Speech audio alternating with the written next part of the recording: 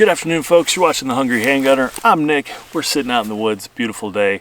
And today we're going to be talking about why some of our prepping priorities aren't really based in reality.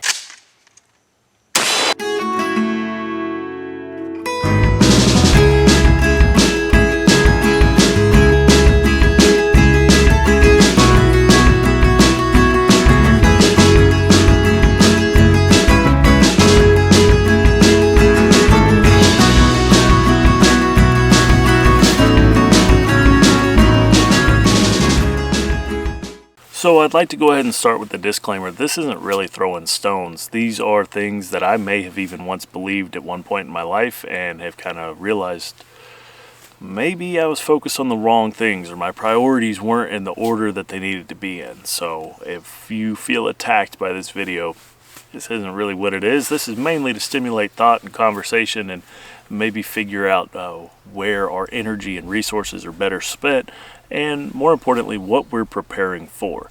So I think the biggest thing is the guns and ammo, right? Because I'm a gun channel. That's naturally, a lot of you folks are probably gun people to some degree.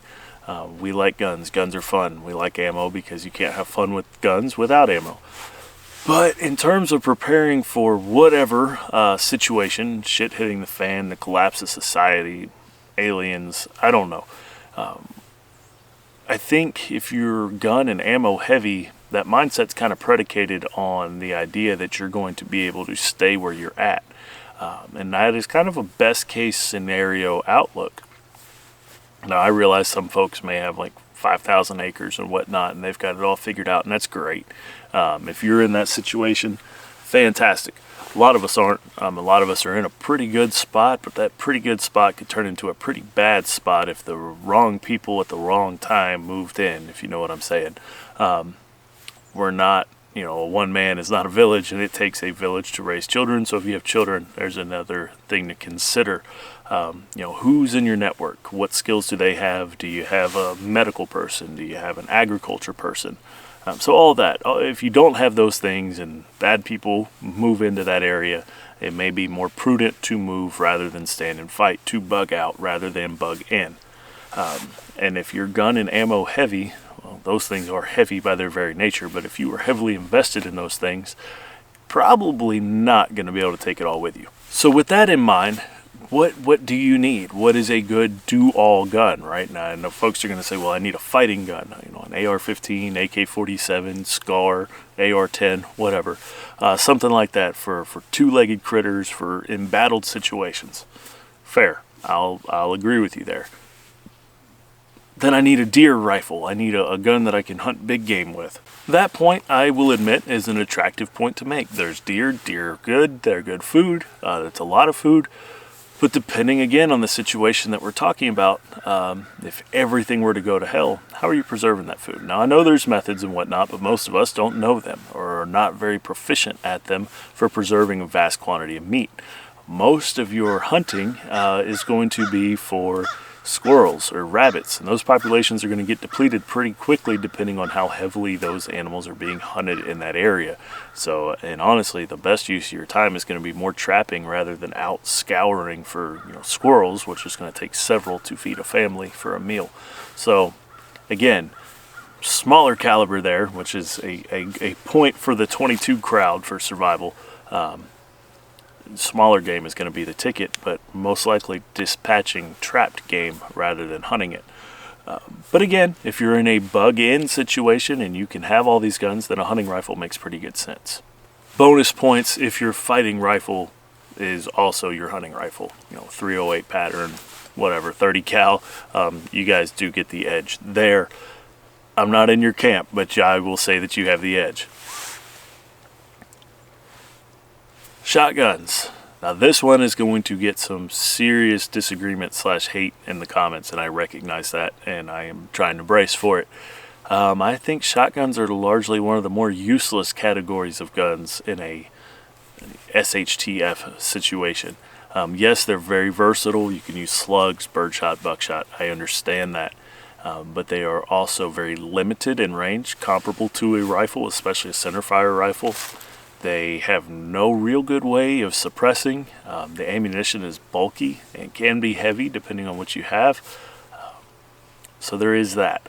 And again, I know somebody, well, probably a lot of you are going to be upset with that statement, but that's just kind of my thoughts on it. Feel free to correct me in the comments. I'm open to new knowledge. A shotgun is probably not what I'm going to grab if I've got to take off and leave my location. That weight would be better served with a centerfire rifle, in my opinion. Trusty handgun, a reliable handgun, a handgun you shoot well with, where parts are available pretty readily. So you guys know I'm a big CZ and Beretta guy.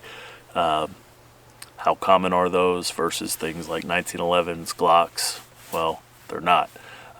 So actually, I'll go ahead and narrow the list down. My pick would be a Glock simply because of the vast array of parts that are out there for them. The guns are fairly lightweight. They're very reliable. They're known for their reliability.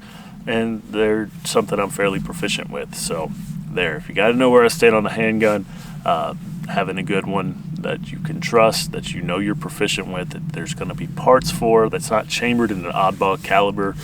Looking at you 357 SIG guys, I know on paper your round is awesome, but there's just not, it's not prolific enough to make sense for this conversation. So, and that's another thing, guys. I'm not saying don't buy this stuff. I'm just saying don't buy it for your prepping, bug out, whatever. You know, feel free to have whatever and whatever caliber you want for fun, but just be honest with yourself. That's probably not the best choice to load up and take out with you. Again, smart investment of time, energy, and resources. So now we go to ammo. How much ammo, whatnot, I don't know. I'm not going to give you a number here today. So if you don't want to watch this part, feel free to fast forward. I'm not going to give you a number. I'm just going to give you stuff to think about. Prolonged, just running gunfights, probably not going to happen. At least not as commonly as a lot of us think they will. Probably not like the books and movies talk about with this sort of situation. You got to remember, in absence of medical care, any injury is potentially a very serious and life-threatening injury. So staying out of fights is going to be your best bet. Just like now, but the stakes are even higher. If there are no functioning ER rooms, all that gets a little bit more tricky. So I don't know if Russia or the Chinese are flying over. Don't normally get air traffic here very frequently. But that being said, staying out of fights, staying out of gunfights especially, probably your best bet. But understandably, you could want resources available in terms of ammunition to be prepared should you find yourself in one of those fights. Ammunition is going to become a very valuable commodity, because if these things take off and it is that kind of situation where society has collapsed, well, they're obviously not manufacturing more. So what's out there is going to be what's out there. I'm sure you'll have reloaders with components and the ability to keep going for a little while, but that's going to be mainly for themselves. You're not going to be able to run and replenish ammo, so sparing use of said ammo is going to be important. That's where things like your proficiency skills and things like that, especially when hunting, you don't want to waste those resources or mangle the meat that you're going to need to eat to survive. So there we go. So those are some of the things that I think we focus on a lot. Now I'm going to go over to the things that we should be focusing on a lot more. When we separate ourselves from the Rambo fantasy and kind of look at the entirety of a SHTF, societal collapse situation, there's other skills that are going to be arguably more important and more frequently used than just the shooting side of things. Everything from just wilderness survival in general. If you do have to bug out and you are, on the go getting to a new location, knowing what's around you, what sort of environment are you in, what native plant species are edible, what native plant species are definitely inedible, water. Where is the water? Where I'm at, it's pretty common. But then even there, it's probably not a good idea to drink it without purifying it and getting it to be potable, without running the risk of things like Giardia and other sorts of nasty infections. You really don't want to shit yourself to death in this situation. And by that I mean just, get the hot snakes, the Hershey squirts, whatever, and rapidly dehydrate yourself. Not a good plan, especially if you have kids. Again, they're relying on you. Do they get this illness? So you got to have these skills to be able to survive out here. Drinking water, food. Again, we've kind of touched on how hunting in and of itself is not really a valuable use of time. You can't subsist entirely on meat. your body is going to be missing some nutrients. So agriculture comes into it. Do you know how to grow food? Do you know the seasons and how to prepare for things like frost and pests and things like that without running to Home Depot and getting chemicals? So kind of getting more in touch with the world around you and your environments. Where are going to be your strengths and weaknesses? If you're around a body of water where fishing is going to be something easily done, I would look towards that a lot more than I would hunting. You still got to look at agriculture for the vitamins and minerals you're not going to get from meat and fish. So, and again, if you go on to meat, even smarter than trapping for wild game might be raising some sort of domesticated thing like chickens or ducks or whatever, goats, whatever you want to do, cattle, but kind of having a basis of knowledge for how that works, keeping predators away, especially with chickens because they're dumb. And hawks can get them, and foxes and raccoons, all that stuff becomes a threat. So, and you got to sleep at some point. So there we go. Medical skills. Now, a lot of our medical training and education at this point for just normal folks like us is based on stabilizing a person until they can get to more qualified medical help. But in a world where getting somebody to more qualified medical help is a gamble at best and probably not going to happen in the time frame it needs to, learning some more advanced wilderness survival style medical skills and knowledge is going to be your best bet. Everything from homeopathic remedies to how to amputate and cauterize if it's that bad. These are things that, as unpleasant as they are to think about and unpleasant as they are to learn about, might not be a bad idea to just get a basis of knowledge, maybe getting a book, a hard copy, not something on your Kindle because electricity, that you can refer to, at least mentally inoculating yourself to the possibility that you might have to do some hard things medically for the better good of whoever it is, or if it's you, that some hard decisions might have to be made for your overall well-being. Along with that, we'll touch on things like snake bites. What around you is venomous? How do you tell the difference if you don't know?